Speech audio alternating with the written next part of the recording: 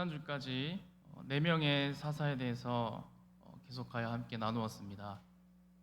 첫 번째 사사 온니엘은 이 사사의 모범적인 모습을 보여주었었고, 두 번째 사사 에훗은 왼손잡이였습니다. 이 말은 오른손에 장애가 있다는 것 또는 신체적으로 매우 약한 핸디캡이 있는 자였으나, 그러나 오히려 하나님은 그런 약한 자의 약함을 통하여 강하게 하시고, 또 그 약함 때문에 하나님께 쓰임 받았던 것을 우리가 함께 보았습니다. 세 번째 사사 삼갈은 특이하게도 이 에훗이 살아있던 그 시대에 이 에훗의 영적인 지도력에 공백이 있었을 때 활동했던 사사로, 그는 이방인이었으며 또 그 직업은 농부 또는 목자였지만, 그러나 소모는 막대기로 이 블레셋의 정예 군대 1개 또는 2개 정도의 그 대대의 병력과 그는 싸워 이겼습니다. 이것은 그가 이 블레셋의 정식 군대와 맞서 싸워 이길 수 없는 그러한 조건이었음에도 불구하고 하나님께서는 그와 함께 하셔서 이기게 하셨음을 우리는 보았습니다. 그리고 지난주 가나안 왕 야빈과 시스라의 그 철병거 900대와 맞서 싸웠던 것은 힘있고 능력 있었던 번개, 바락이 아니라 바로 여인들이었습니다. 하나님은 적과 꿀이 흐르는 그 땅에서 무시무시한 철병거 900대와 맞서 싸울 남자가 없을 때 꿀벌 드보라와 염소 야엘을 사용하셔서 이스라엘을 구원하셨던 것을 우리는 함께 보았습니다. 이후 그 드보라 시대에 40년 동안 병원하였었다라고 5장 31절에 기록하고 있습니다. 이제 오늘 6장부터는 5번째 사사 이 기드온의 이야기가 시작됩니다. 여러분, 기드온 하면 우리가 가장 먼저 떠올리는 것이 무엇입니까? 기드온의 300용사가 가장 먼저 떠오르시죠.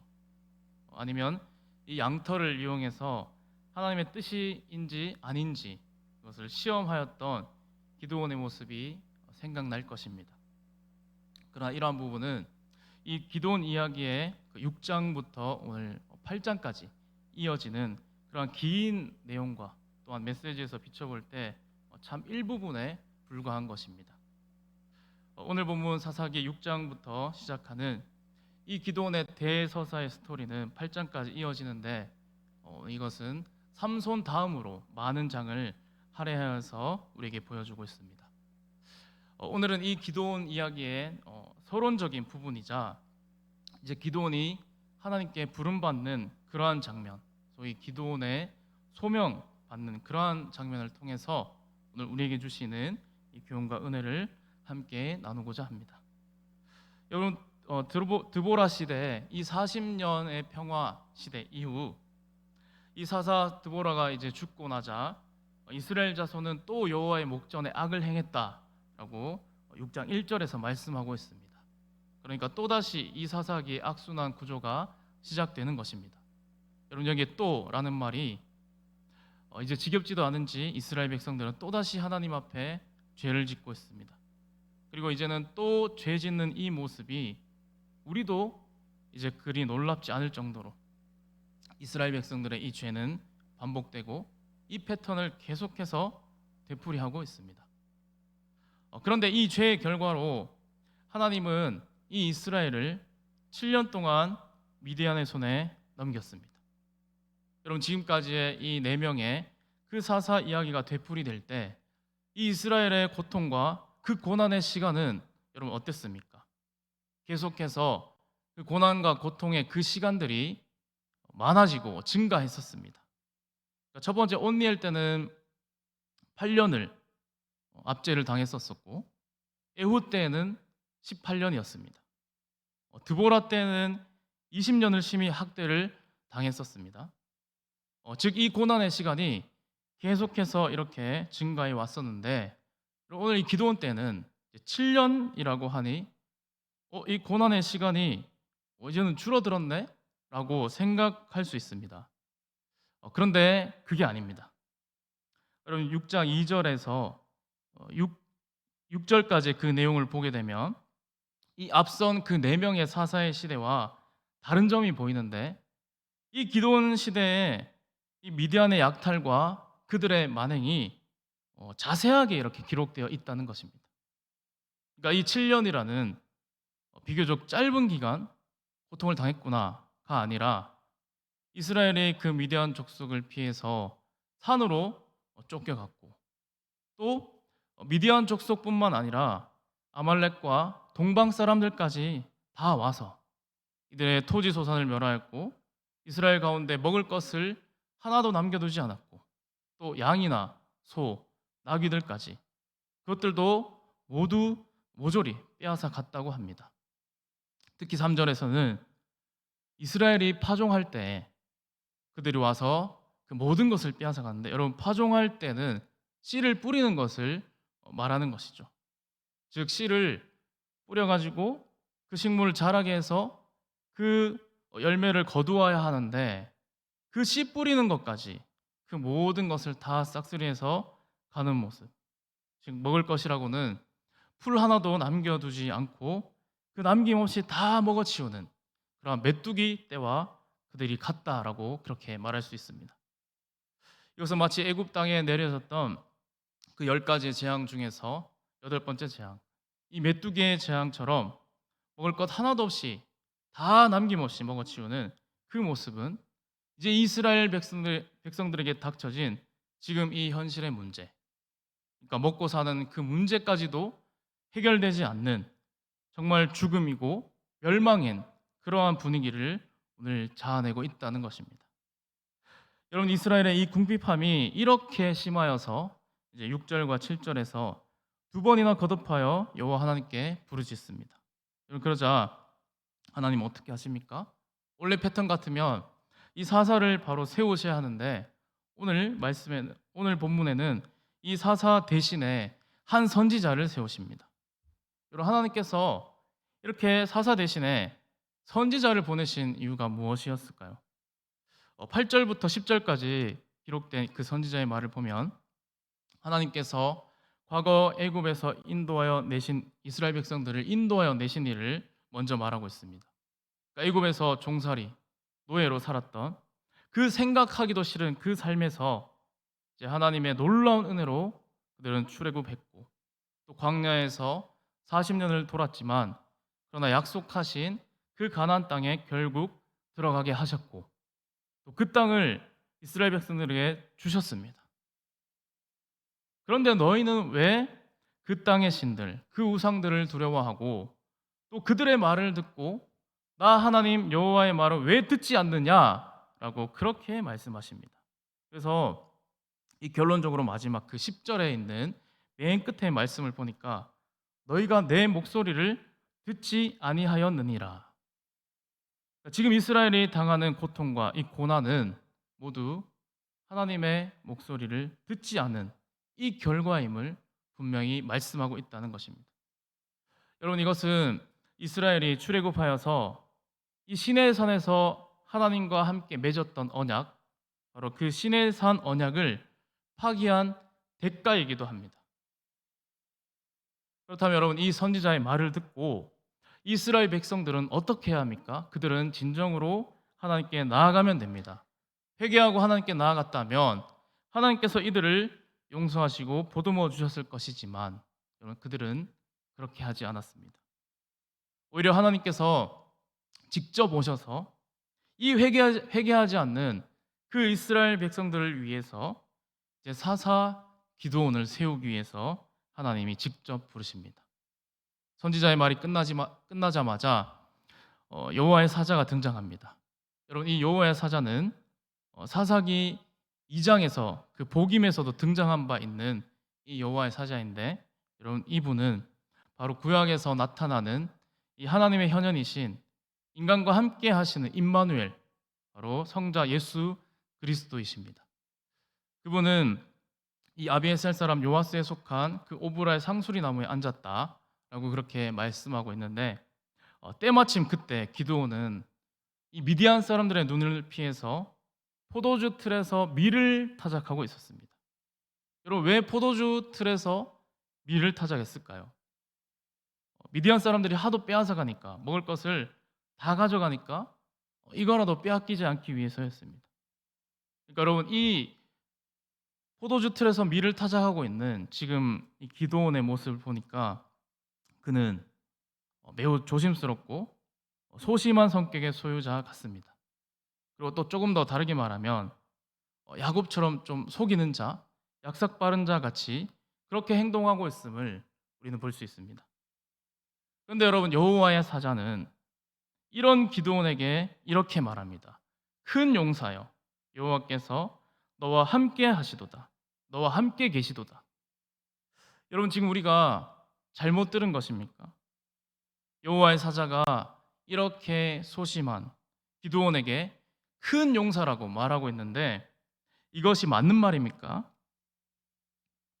현재 이 기드온의 상황에서 보게 되면 이 말은 너무나 터무니없는 말입니다.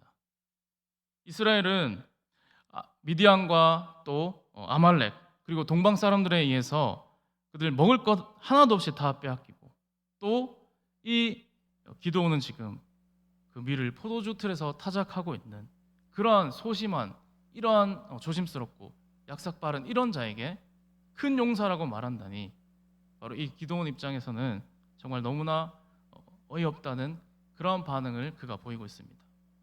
이렇게 말합니다. 오 나의 주여, 여호와께서 우리와 함께 계시다면 어찌 이런 일이 우리에게 일어납니까? 우리 조상들이 말한 것처럼 여호와께서 우리를 애굽에서 오게 하신 그 이적과 기사가 어디 있습니까? 지금은 여호와께서 우리를 버렸고 미디안의 손에 우리를 넘겨주셨습니다. 이게 어찌 된 일입니까? 라고 그는 반문합니다. 여러분, 방금 하나님께서 보내신 이 한 선지자의 그 지적은 어땠습니까?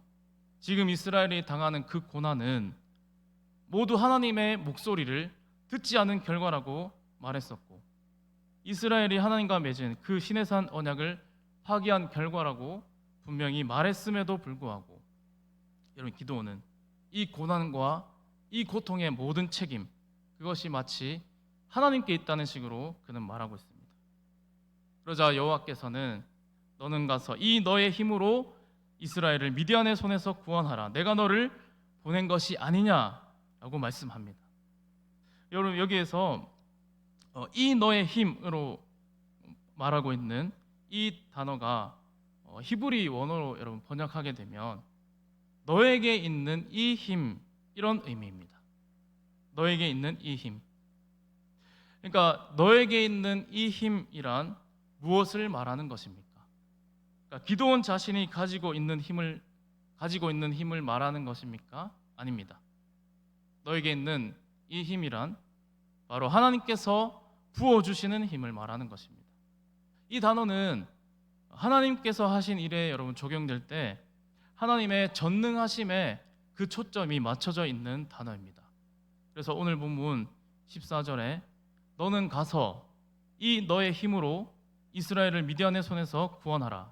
내가 너를 보냈다 라고 말씀하실 때 여러분, 기드온 혼자만 있는 것입니까? 아닙니다.